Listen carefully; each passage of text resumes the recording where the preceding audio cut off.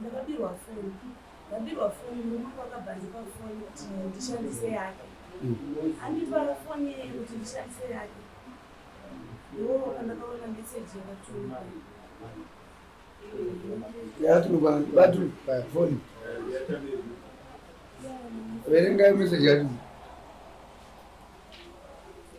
Yatumirwa nani? Nababa. Nani? Nababa. Pamurume wenyu. Mawatumira meseji.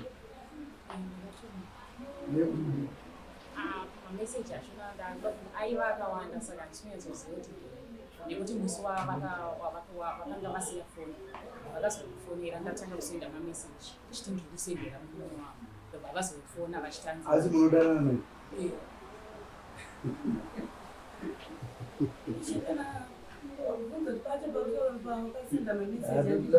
Ndakatovaudza kuti foni havasirivo vanayo pari zvino. Ndikasvika pavari ndokupaiva foni. Andakasvika ndakovapa ndakambotuka.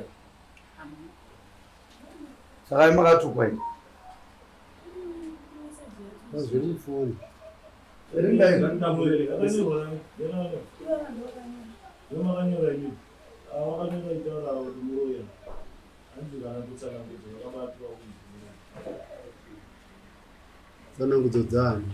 Mogara kukamwe? tsanangudzo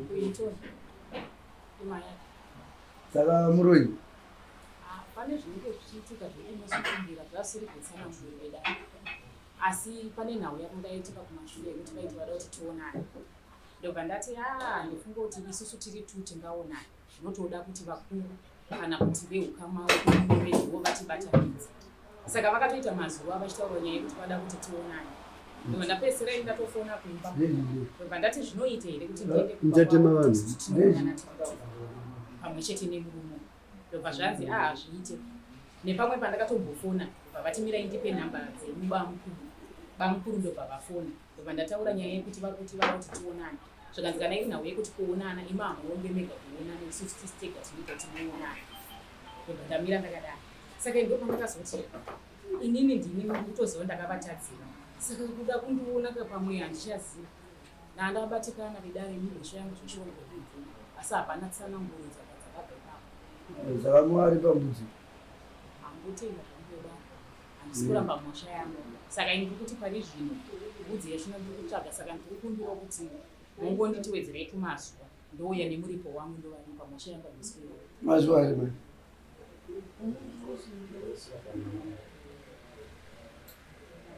Hanzi neurombo shuwa zvikaiti.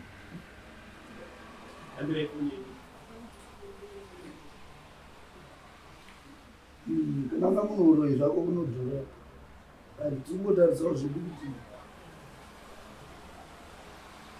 kuti kakwenyaya munhu anenge akapara mhosva akanga achibvuma mhosva yake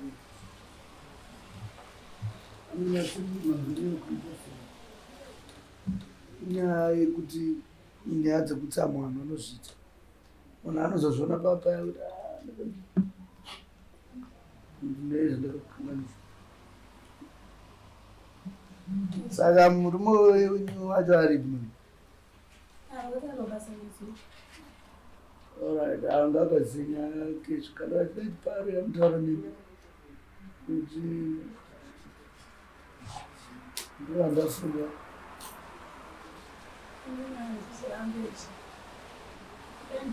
Kana kuti nditi ndinorwadziwa naamaya handirwadziwe naamaya ndozvichanduresa zvafanana zvakasenda meseji ndarutoudza kuti tasemone hembe dzekrismasi dzauya saizive mwana waona saizive meseji yachindakationa ipapo yekuti vane mwana handiti ndikatoti imima mungagare mune mwana asingazikane kumhuri kwake tonosangana kwabankuru andito zvandakataura tonosangana kwabankuru mukoma womurume wangu nechitoitirawo iye inovana mumakura ende hapana panengatambura kana mbudzi yavo ishi azvireve kuti ndiri kushora daya handiti inini chanangandainda kuno kundichokuti ndavarege kunditukana chete mbudzi yacho kwekuti vaiwana vachizomboshaya mari yekutengera mwana piri zvii zvekuti unge ndoitiro but tomboida chikonzero nei ino kawi nozvacho nichibayiro chibayiro kanu kanorwadza musama kana uya pane munhu mubhaibheri akanga atonzouraya mwana wako kuti chibayiro mwari aida kumutesta kuti nemarwadziro anoita mwana kuve nemwana anga abvumani makazvona ndopakazopiwa wainonzi achii saka imi kana muri kuzovaregerera unoona tovaregerera yauya kudii